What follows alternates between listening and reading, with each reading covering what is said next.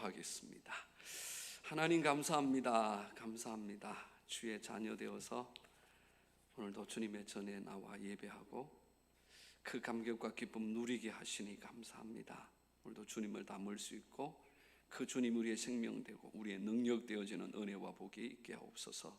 예수님 이름으로 기도드립니다. 아멘. 네, 반갑습니다. 아마 코로나 전에 뵀었죠? 그죠? 코로나 지나고는 못 뵀었죠? 정말 감사합니다. 교회는 많이 새로워졌네요. 그죠? 더 깨끗해지고 더 예뻐졌습니다. 건강하게 잘 지내셔서 이렇게 주님 안에서 뵙게 되어 너무너무 감사합니다. 며칠 전에 이제 겨울을 맞이해서 교회 마당하고 화단을 이제 정리하고 조그마한 밭이 있어요. 어른들이 얘기하면 손바닥만한 밭이 있습니다. 거기에 국화를 심어서 그 국화를 이제 정리하고 거기다가 튤립을 심으려고 기다리다가 며칠 전에 화단 정리하고 그 국화를 다 베내고 막 이렇게 정리를 하고 있었어요. 근데 한 분이 젊은 사람이 차를 타고 교회에 들어와서는 혹시 이 교회에서 일하시는 분입니까? 그렇게 왜 그러시냐고 그러니까 자기가 좀 머리를 씻을 수 있는 곳이 있으면 좋겠다고, 혹시 좀 씻을 수 있는 곳이 있겠냐고, 그래서 우리 세면장에 우리 샤워장이 있고 거기 가면 더운 물도 씻을 수 있고 그 다음에 수건도 있노라고. 그래서 젊은 한 30대 후반의 남성이었어요. 그래서 그분에게 가르쳐주고 저는 일을 다 했습니다.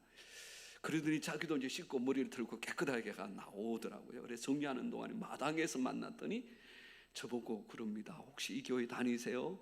그런데 내세가 있을까요? 그래서 내세가 있을까요? 라고 묻는 거예요.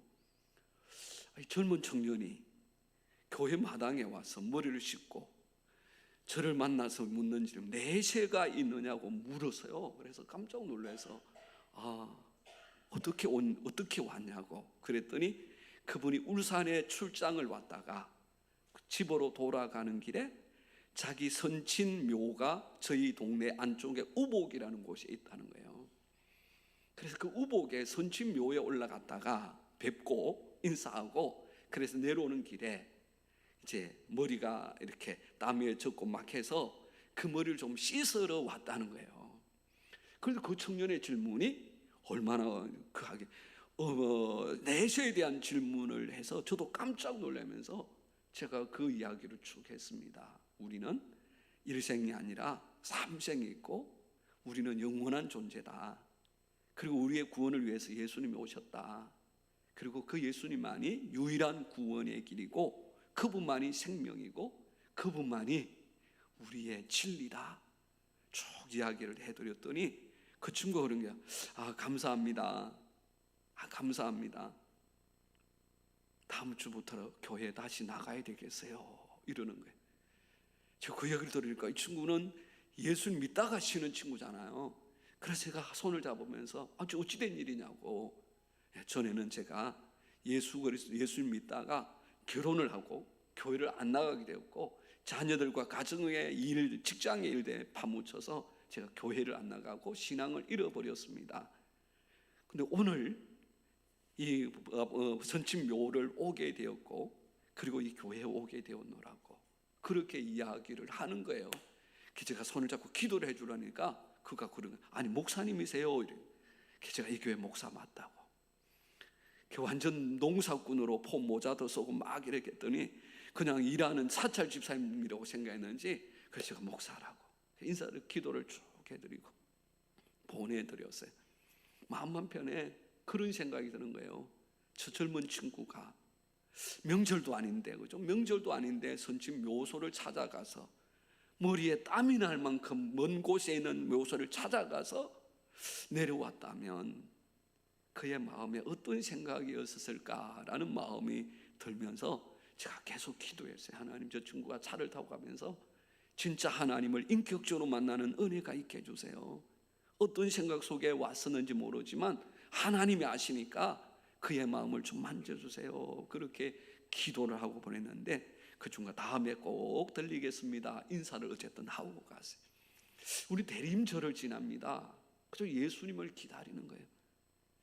우리에게 가장 중요한 것은 저와 여러분이 예수님을 만나는 거예요.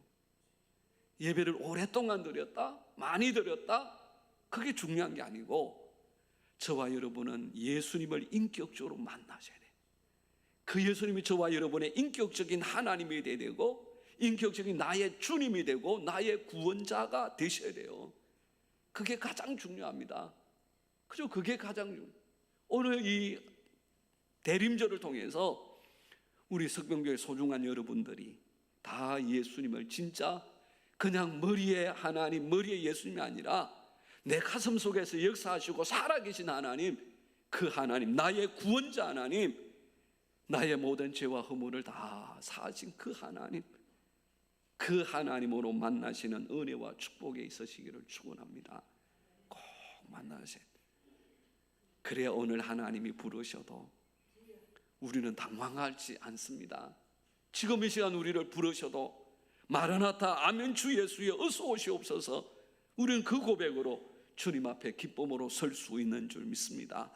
꼭 이번 대림절이 여러분 늘 내 안에 계셨던 주님이지만 구원의 주님으로 다시금 만나고 그 구원의 주님 은혜 안에서 성례 삶 살아가는 저와 여러분이 되시기를 축복합니다. 여러분, 예수님은 여러분에게 어떤 분이세요? 어떤 예수님이 좋으세요? 저는 개인적으로 밥을 주시는 예수님이 좋습니다. 밥 주는 사람 저는 그렇게 좋아요. 제 아내가 좋은 이유는 제게 밥을 늘 주니까 좋아요. 교회 성도들 봉사는 많은 사람들 있지만 주방에서 정말 땀 흘리며 수고해서 밥 주는 그분들이 정말 좋아요. 근데 성경에 보면 예수님은 밥을 주세요. 예수님은 밥을 주세요. 요한복음 21장의 말씀에 보면 예수님이 세 번째 제자들을 만났던 기록이 있어요. 예수님 20장에 한 번, 두 번, 첫 번째, 두 번째 부활하신 이후에 제자들을 만나죠. 첫 번째는 도마가 없을 때에 그들이 다 두려움 가운데 예수님이 부활하셨다 소식도 들었지만 그 이야기를 들었음에도 불구하고 여전히 두려움 가운데서 방문을 꼭꼭 잠그고 있을 때 예수님이 그 안에 나타나셨어요. 문을 두드리거나 문을 열어준 적이 없습니다. 그래도 예수님이 오셨어요.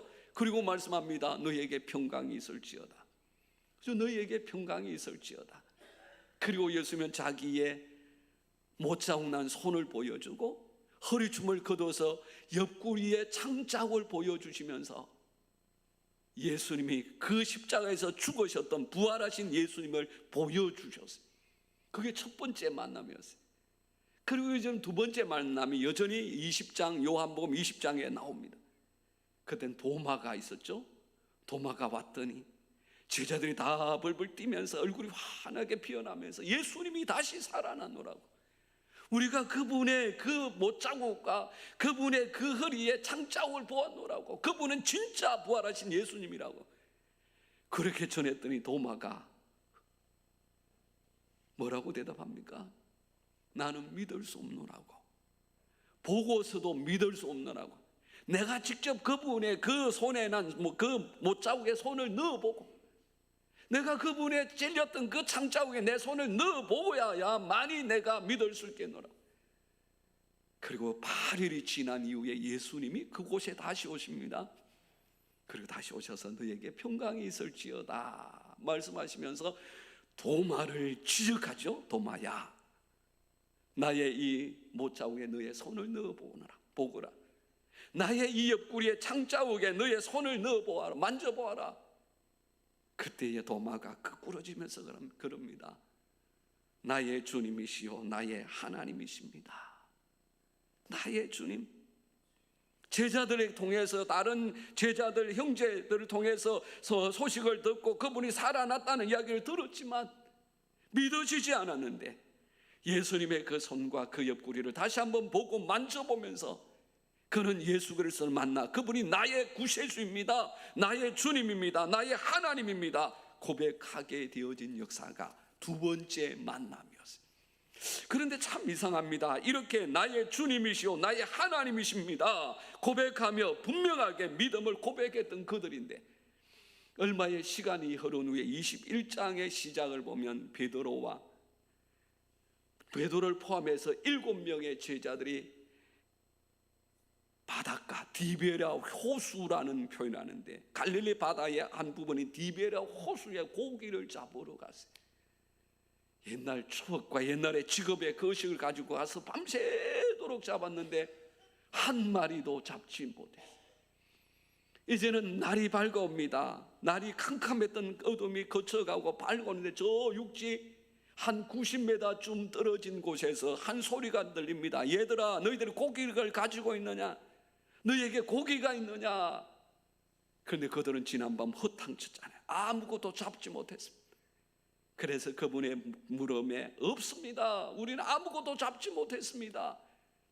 그랬더니 또 한 소리가 들리는데, 너희들 배 오른편에다가 그물을 내려라. 그러면 고기를 잡으리라. 그 말을 듣고 그들이 그 말씀에 순종해서 오른쪽에다 그물을 내렸습니다. 내려서 그물을 올려보니까 거기에 153마리의 고기가 잡혔고, 그 고기가 잡힌 것을 확인하자 예수님이 사랑하시는 제자 사도 요한이죠. 나중에 요한이 그럽니다. 주님이시다, 예수님이시다. 그러자 베드로가 자기의 벗었던 겉옷을 입고 그 배에서 뛰어내려서 예수님께 달려갑니다. 그리고 나머지 제자들은 다 수수바에서 나왔죠. 그 나와 보았더니 예수님께서 숯불을 피워놓고 거기에다 고기를 굽으시고 떡을 굽으시면서 자기들이 잡은 그 고기를 좀 더 가져오너라. 그리고는 다 장만해서 고기를 구우십니다. 그리고 제자들 하루 종일 고기 잡는다고 그렇게 지쳐있는 그 제자들을 부르십니다.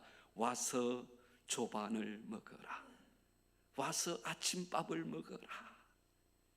예수님이 고기를 굽고 떡을 구워서 그 제자들에게 나누어 주셨어요. 와서 밥을 먹어라. 저는 이 예수님이 너무 좋습니다. 명령하고 지시하고 그런 분이 아니라 제자들의 지친 삶과 그 여정에 들어오셔서 친히 고기를 굽고 떡을 구워서 얘들아 와서 밥 먹어. 얘들아 와서 밥 먹어. 이 예수님이 너무너무 좋아요. 예수님은 그런 분입니다. 세상 나라, 세상 권세, 세상 나라는 힘입니다. 권력이죠. 힘 있는 자가 왕이 되고 권력 있는 자가 왕이 되고 지시하는 자가 높은 자가 되어지는 것, 그게 세상 나라라면 하나님의 나라는 철저하게 낮아지는 나라예요. 철저하게 종이 되는 나라, 철저하게 섬기는 나라가 하나님의 나라예요. 세상 나라는 힘의 원리를 따라서 운행되어지지만 하나님의 나라는 예수님의 사랑으로, 십자가의 사랑으로 운행되어지고 역사가 되고 성장이 되고 영광이 되는 나라가 하나님의 나라예요. 그럼 교회도 마찬가지죠. 섬김을 통해서, 낮아짐을 통해서 부흥하게 되고 제 역할을 감당하게 되고 생명의 역사를 이루어가는 곳, 그곳이 바로 교회인 줄 믿습니다. 예수님이 그래요. 그래서 예수님은 그분의 오심의 목적을 분명하게 말씀하셨는데, 나는 인자는 섬김을 받으려 함이 아니라 도리어 섬기려 하고 나의 목숨, 그 인자의 목숨을 많은 사람의 대속물로 주려 함이라. 그렇게 말씀합니다. 섬김을 받는 게 아니라 도리어 섬길 뿐만 아니라 심지어는 자기 목숨 하나밖에 없는 그 목숨을 많은 사람의 대속물로 주기 위해서 오셨고, 실제로 그렇게 사신 분이 예수님이세요. 예수님 자기의 생명을 하나밖에 없는데, 그것도 거룩하고 의롭게 된 사람이 아니라 죄로 말미암아서 영원한 멸망에 들어가야 될 그 사람, 그 운명을 가진 철저하게 절망에 빠져있는 그 사람, 그 운명의 사람들을 위해서 그들의 그 더럽고 추한 죄를 짊어지시고 십자가에서 죽으셨고, 그 죽으심으로 말미암아 완전한 대속 제물의 역사를 이루셔서 오늘 저와 여러분의 과거와 현재와 미래의 모든 죄를 해결해 주신 줄 믿습니다. 그분의 십자가 때문에 우리가 의롭게 되어졌고, 그분의 십자가 때문에 우리가 구원을 얻었고, 그분의 그 십자가의 은혜 때문에 오늘 성도라는 거룩한 이름을 얻게 된 줄 믿습니다. 성도는 사랑해요. 성도는 사랑해요. 저는 우리 성도들에게 그럽니다. 기도를 시키면 식구라고 합니다. 하나님, 오늘 우리 식구들이 모였습니다. 우리 식구들이 모여서 식사합니다. 우리 식구들이 모여서 하나님 예배합니다. 식구입니다. 식구는 밥을 같이 먹는 사람. 근데 가만히 보면 예수님은 조반을 먹어라 그러면 밥을 차려주신 분이 너무 멋진 분이세요. 오늘 석병의 식구 되신 여러분, 예수님의 이 사랑의 음성이 매일 삶 가운데 들려졌으면 좋겠어요. 와서 밥을 먹어라, 조반을 먹자, 이리 오너라. 그죠? 그 예수님의 사랑이 우리 안에 살아서 역사가 되어질 때, 우리도 우리의 삶 가운데서 이 사랑, 예수님의 사랑의 원리를 가지고 세상을 섬기고, 직장을 섬기고, 가정을 섬기고, 삶의 여정을 승리로 살아가는 그런 능력, 그 권세가 우리에게 있게 될 줄 믿습니다. 하나님은 하나님 본체이시잖아요. 하나님이시잖아요. 예수님은 하나님이시잖아요. 그러나 그분은 종의 형체를 가졌고 우리와 똑같은 육신을 가지고 이 땅에 오셔서 우리를 위해서 죽어주셨어요. 요한복음 13장의 말씀에 보면 예수님이 유월절이 이르기 전에 십자가에서 못 박혀 죽어야 될 때가 가까웠다, 가까이 온다라는 것을 알게 되셨대. 그리고 제자들과 함께 식사를 합니다. 식사를 하고 식사 도중에 예수님이 그 제자들의 한 사람 한 사람은 발을 씻어 주셨어요. 자기 겉옷을 벗고 수건을 허리에 두르고 대야에 물을 떠와서 제자 한 사람 한 사람의 발을 다 씻어 주었습니다. 그 중간에 베드로가 저는 절대로 씻을 수 없습니다 라고 말하는 사건도 있었지만 예수님은 그 한 사람 한 사람 발을 다 씻어 주셨어요. 그렇게 그 발들을 다 씻어 주신 이후에 예수님이 이렇게 말씀합니다. 내가 주와 또는 선생이 되어 너희 발을 씻었으니 너희도 서로 발을 씻어 주는 것이 옳으니라. 내가 너희에게 행한 것 같이 너희도 행하게 하려 하여 본을 보였노라. 내가 너희에게 행한 것 같이 너희도 행하게 하려 하여 본을 보였노라. 예수님은 본을 보이셨어요. 선생님이십니다. 구주이십니다. 스승이십니다. 그럼에도 불구하고 그분은 친히 자기의 겉옷을 벗고 수건을 두르고 대야에 물을 떠서 그 더럽고 추한 그 발 하나하나를 씻어주셨어요. 종종 교회에서 세족식을 합니다. 세족식 할 때 여러분 그냥 오십니까? 아니에요, 그죠? 1차로 집에서 깨끗이 평소보다 10배는 더 깨끗이 씻고서 교회에 와서 우리의 발들을 내밀잖아요. 그러나 제자들은 아니죠. 그 당시 예수님의 제자들은 그렇게 예수님이 세족식을 할 줄도 몰랐고 하지도 않았었고 선생이 되고 스승이 된 사람이 제자들의 발을 씻어주는 일은 역사 이래로 한 번도 없었어요. 그를 절대로 꿈도 꾸지 못했던 그때에 예수님은 그 더러운 발들을 하나하나 다 씻어주시고 닦아주시면서 내가 스승이 되고 선생이 되어서 이렇게 한 것은 너희에게 본을 보인 것이다 말씀해 주셨습니다. 자, 오늘 본문의 말씀은 제자 바울입니다. 제자 바울이 예수님의 제자 바울입니다. 뭐니 해도 바울은 철저하게 자기가 예수님의 제자라고 그랬어요. 그 제자된 바울이 고백하는 거예요. 내가 예수 그리스도를 본받은 자 된 것 같이 너희는 나를 본받으라. 예수님의 그 섬김의 리더십을 배우고 예수님의 섬김의 그 리더십의 영광을 보았던 제자 바울도 그의 삶 가운데 그의 리더십도 여전히 예수님처럼 섬김의 리더십이었고 본의 리더십이었어요. 당시에 많은 선지자들, 많은 말씀을 전하는 자들이 있었습니다. 그런데 그들은 다 각각의 그저 그 교회에 속한 공동체에서 섬김을 받던 자들, 근데 바울은 그렇지 않았어요. 언제나 자비랑 선교사로 낮에는 일하고 밤에는 복음을 전하는 사역을 했어요. 밤에는 회당에 나가서 복음을 전하고 낮에는 그는 그의 직업을 가지고 일을 했는데 이 직업이라는 게 단순히 그냥 천막 짓는다, 그래서 일용직에 우리가 생각하는 경우가 있어요. 아니요. 그리고 역사를 연구했던 많은 성경학자들이 그럽니다. 그 천막은 로마 군인, 그죠? 로마가 지배하는 세상이었으니까 로마 군인들이 각각의 지역에 주둔하게 되고, 그 로마 군인들이 주둔할 때에 그들의 막사로 사용하는 천막이라는 거예요. 그들의 막사는요, 세계 최고의 나라, 최고의 왕권, 황제가 다스리는 나라이기 때문에 단순히 그냥 우리와 같은 텐트 이렇게 쳐놓고 천 쳐놓고 그런 것이 아니라 오히려 정말 잘 지어진 집처럼, 그죠? 정말 잘 지어진 집처럼, 심지어는 그 천막 하나를 7명에서 8명이 들어가는 천막인데 그 천막 하나에 들어가는 염소털이 70에서 80마리가 들어가는 천막이래요. 염소털을 벗겨서 말려서 그것으로 천막을 짜는데 거기에 들어가는 염소가 70에서 80마리의 염소라는 거예요. 그것을 겹겹이 쌓아서 천막을 만든다면 단순히 쉬운가요? 아니에요. 그렇죠? 가죽 제공은 쉽지 않아요. 그만큼 바울은 그 가죽 제공업에 있어서 기술자였고 권세가 있는 그런 기술자였다는 거예요.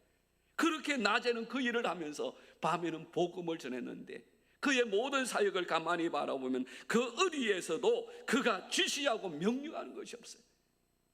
그가 먼저 앞서가서 헌신합니다. 섬깁니다. 희생합니다. 그리고 그들을 복돋워 줍니다. 그 교회들을 위하여서 눈물로 3년로 섬깁니다. 교회마다에서 그들이 기억하는 바울은 지도자, 리더십이 아니라 섬기는 자였어요. 그렇게 세워진 교회들이 바로 빌립보 교회고 데살로니가 교회고 고린도 교회고 갈라디아 교회고 각각의 교회들이었어요.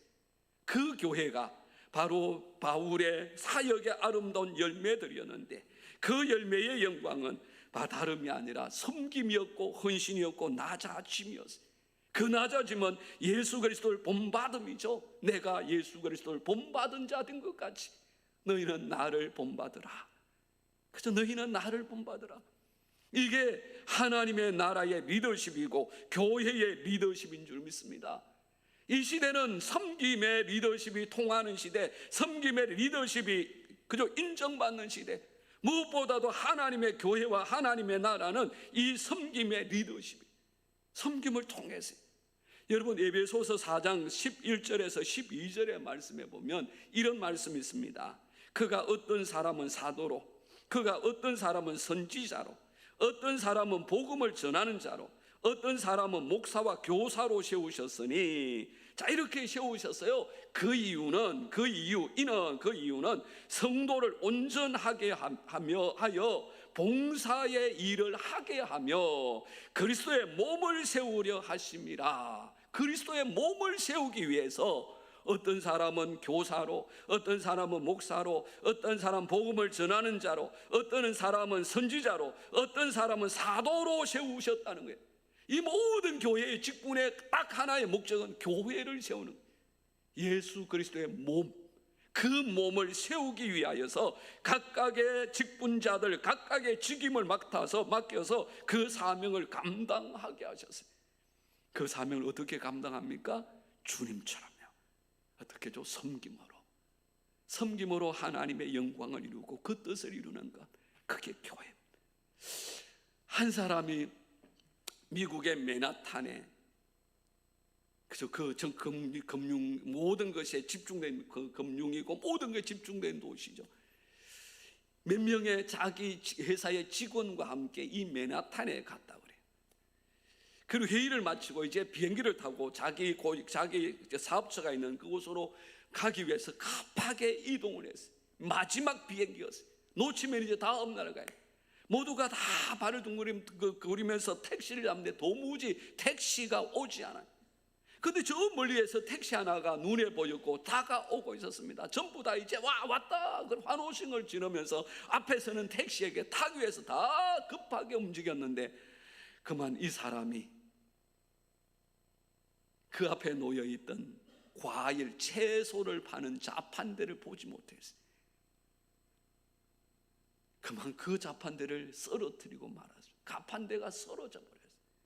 거기에 있는 과일들이, 채소들이 다 내동댕이 치고 길바닥에 퍼져. 나머지 동료들은 택시에 타고 야 빨리 와라, 지금 늦는다, 못하면 지금 우리 다 못 간다, 빨리 오라고, 그만두고 오라고. 근데 이 사람은 갈 수가 없었어요. 자기가 잘못해서 쓰러뜨린 그 가판대에 그 늘 벌어져 있는 과일과 채소를 그냥 두고 갈 수가 없었어요. 그래서 하나하나 모아서 다시 가판대에 올려놓기 시작합니다. 동료도 난리가 났죠. 안 오냐고 막 소리 지르. 그때 그냥 가라고, 나는 내일 가겠노라고, 먼저 빨리 가라고. 그를 보내놓고 그 하나하나 줍는데, 그 가판대의 주인의 얼굴을 가만히 보니 연세가 많은 할머니. 거기다가 그분은 눈을 볼 수 없는 시각장애인이었어요. 너무 안타깝고 너무 죄송해서 하나하나 다 가판대에 제자리를 정리를 하고 나서 그 할머니에게 다가가서, 할머니 용서해 주세요. 제가 서두르는 바람에 할머니의 가판대를 썰어뜨렸고 과일과 이 채소들이 다 넘어졌어요. 손해를 제가 변상하겠습니다. 할머니 죄송합니다. 그런데 도리어 이 할머니가 그의 손을 잡으면서 그럽니다. 혹시 당신은 예수님이세요? 눈을 볼 수 없는 시각장애인이니까. 그 사람의 손을 잡으면서 혹시 당신은 예수님이십니까? 그렇게 묻는 거예요. 이 청년이 너무나 놀라서 아니라고, 나는 할머니의 가판대를 쓰러뜨리고 소중한 과일과 채소를 망가뜨린 나쁜 놈이라고. 그랬더니 그 할머니가 아니라고, 예수님이라고. 내가 예수님, 내 가판대가 쓰러진 것 같은데 도와주세요. 나는 눈이 어두워서 절 정리할 수 없습니다. 도와주세요. 예수님 도와주세요. 그렇게 기도했고, 그때에 가판대에 그 채소와 과일이 하나하나 정리되는 소리를 들었으니 내 기도를 들으신 예수님이 보내주신 오신 예수님이세요. 당신은 예수님이세요. 그렇게 말하더라는 거예요. 이 청년이 뿌리치고 가서 할머니 용서를 구하고 자기 숙소로 돌아와 밤새도록 그 말이 떠나지 않은, 당신이 예수님이세요. 당신이 예수님이세요. 그에게는 가장 어려운 환경, 그 절망적인 환경 가운데 도와주었던 그 소중한 섬김의 손길, 그것이 그분에게는 예수님의 손길이었답니다. 오늘 사랑하는 여러분, 우리는 그리스도인입니다. 우리는 예수님을 사랑하는 그리스도인입니다. 우리는 예수님의 믿음의 분량에까지 충만함에 이르러야 될 하나님의 자녀들입니다. 오늘 사랑하는 여러분, 하나님의 나라가, 교회가 그리스도의 사랑으로 세워져 가고, 그리스도의 사랑으로 세상을 변화시키고, 그리스도의 사랑으로 하나님의 나라를 이루어가는 나라라면, 오늘 그 나라에 속한 저와 여러분, 오늘도 교사대학 신청하여서 사명을 감당하려고 헌신하여 세워지는 여러분, 오늘 이 오후 찬양 예배를 지키는 사랑하는 여러분, 여러분이 세상 가운데 여러분의 이웃들에게, 여러분들이 만나는 소중한 영혼들에게 섬김의 예수님의 영광을 드러내고 그 섬김의 역사를 이루어가는 그런 소중한 성도의 삶이 되시기를 주님의 이름으로 축복합니다.